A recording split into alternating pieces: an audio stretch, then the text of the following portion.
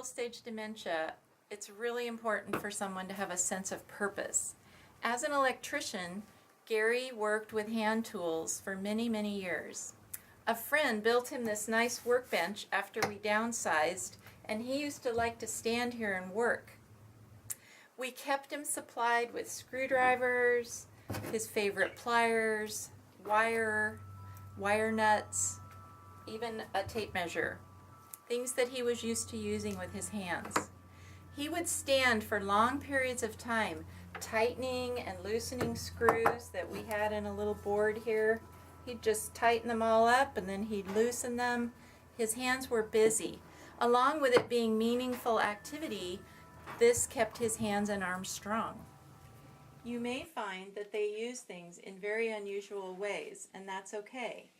They're still working with their hands and solving problems. That's a good thing. Of course, you need to use discretion and adapt the work area as their needs and abilities change.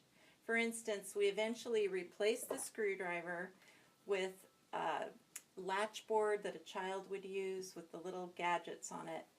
That was safe and colorful, and Gary enjoyed that too. Sometimes he would even have it in his lap when he was no longer able to stand safely by himself. You know your loved one the best. If you are a caregiver, learn about their history so that you can provide ways for them to enjoy their days. If you have someone who was a baker, provide a cooking center for them. Pots, pans, measuring spoons, things to measure and pour. They can sit at a desk if they were a businessman and work on their papers.